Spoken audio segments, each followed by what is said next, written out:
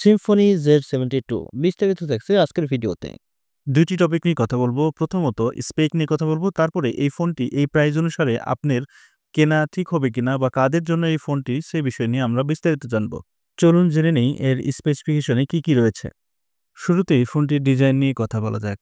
ফোনটির থিকনেস মাত্র 8.35 মিলিমিটার এবং ওয়েট ১৯৫ গ্রাম। ফোনটি মার্কেটে ৫টি কালারে পাওয়া যাবে। ইমারের purple, cosmic gold, titanium grey, graffiti black এবং শাম্প গ্রিন ৫টি কালারই আমার কাছে যথেষ্ট ভালো লেগেছে। ডিসপ্লে নিয়ে কথা বলা যাক। ফোনটিতে 6.88 ইঞ্চির একটি এইচডি প্লাস ভিনস ডিসপ্লে ব্যবহার করা হয়েছে। ফোনটিতে রিফ্রেশ রেট হিসেবে থাকছে ১২০ হার্টজ এবং পিক ব্রাইটনেস দেওয়া হয়েছে 450 নিটস।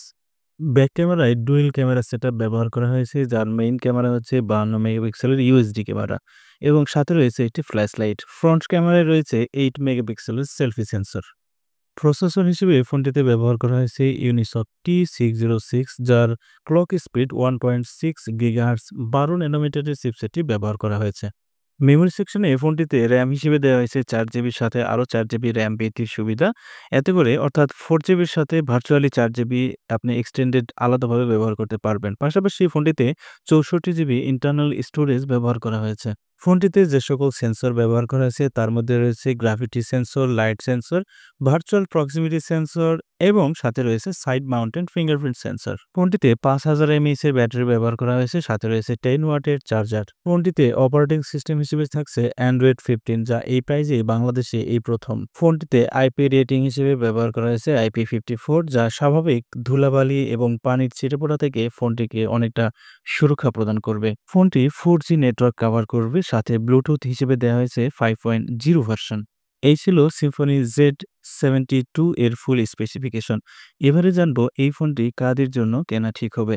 আপনি যদি হেভি গেমিং করতে চান তাহলে এই ফোনটি আপনার জন্য নয়।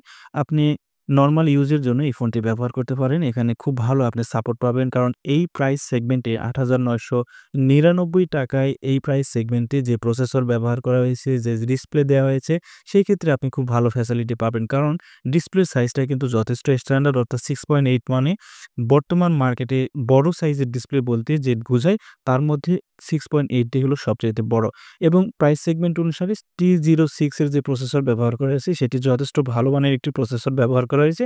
তাই ডে টু ডে লাইফের জন্য আপনি এই ফোনটি চুজ করতে পারেন, বাট হেভি গেমিং এর জন্য যদি আপনি চিন্তা করেন তাহলে এই ফোনটি আপনার জন্য নয়। এবং ফটোগ্রাফির ক্ষেত্রেও ক্যামেরায় মোটামুটি ভালো সাপোর্ট পাবেন, যেহেতু 52 মেগাপিক্সেলের ইউএসডি ক্যামেরা এবং 8 মেগাপিক্সেল সেলফি সেন্সর রয়েছে।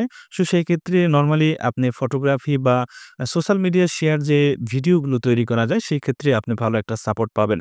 তবে একদম হাই কোয়ালিটির ছবি 2K রেজোলিউশনের ভিডিও সাপোর্ট পাবেন না, কারণ এখানে 1080 পিক্সেলের ভিডিও রেকর্ড করার সুবিধা রয়েছে এই ফোনটিতে। তো যাই হোক, সব মিলিয়ে ফোনটির ওভারঅল স্পেসিফিকেশন আপনাদের সাথে আলোচনা করলাম। এই প্রাইস অনুসারে আপনি যথেষ্ট নিঃসন্দেহে এই ফোনটি কিন্তু চুজ করতে পারেন। তো ভালো থাকবেন। আজকের আলোচনা এই পর্যন্তই। আপনি যদি আমার চ্যানেলে নতুন হয়ে থাকেন প্লিজ চ্যানেলটি সাবস্ক্রাইব করে সাথে থাকবেন। ধন্যবাদ।